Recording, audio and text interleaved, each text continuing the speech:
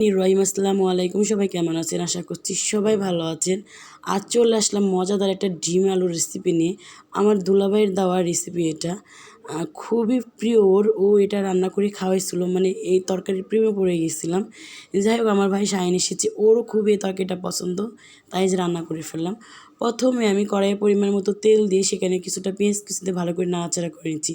এই ডিমের অনেক গল্প আছে। আগেকার মানুষ ছিল, তারা এটা একটা ডিমকেই দুভাগ করে বা 4 ভাগ করে সেটা রান্না করে মানুষকে খাওয়াতো, মেহমান আসলে খাওয়াতো। আর আমরা এখন 4টা 5টা ডিম আমাদের কিছুই হয় না, ডেইলি আমাদের সকাল বিকাল ডিম লাগে। তাই বলি যে আসলে যখন থাকে তখন কত অপচয় করি, আর যখন যখন মানুষের থাকে না তখন মানুষ খেতেও পারে না।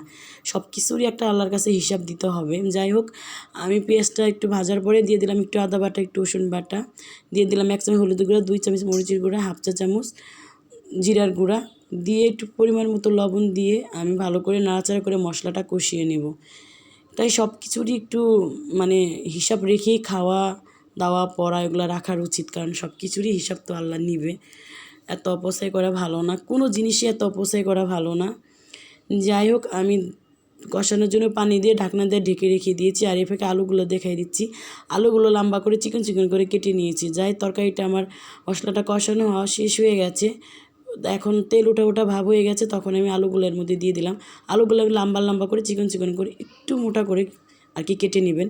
এই তরকারিটা আমার দুলাভাই রান্নার শিখাইছে আমাকে, এত মজা লাগে। আমার বড় দুলাভাই, ও খুবই পারদর্শী ছিল এই রান্নাটা। এটা আমার ছোটো ভাই শাহিনও খুবই পছন্দ ওর, ও যেহেতু আজকে বাসায় আসছে ওর জন্য এটা করে নিলাম। আর দুলাভাইয়ের কথাটাও রাখলাম, কারণ মাঝে মাঝে আমরা এটা ট্রাই করি, রান্নাটা খাই আমি বাসায়, খুবই ভালো লাগে। যাই হোক, আলুটা কষানোর পরে ঢাকনাটা তুলে আমি ঝোলের জন্য পানি দিয়ে দিলাম। এখানে আমি আগের থেকে 2-3টা ডিম ভেজে, কাঁচামরিচ পেঁয়াজ দিয়ে ভেজে আমি টুকরো টুকরো করে নিয়েছি। এই ফাঁকে আমার এদিক দিয়ে তরকারি বলকটা চলে আসছে, আমি এখনই দিয়ে দিব, যেহেতু এটা বলকের মধ্যে দিয়ে দিতে হয়। তারপরে আমি সব ডিম এক এক করে আমি পাতিলের মধ্যে দিয়ে দিচ্ছি। এটা যখন দিয়ে ঢাকনা দিয়ে ঢেকে দিব, তারপরে যে ঢাকনাটা তুলব, তখন এত সুন্দর ফুলে যায় আর ভিতরে সব কিছুই ঢুকে যায়। খুবই খুবই খুবই মজা এই খাবারটা খেতে।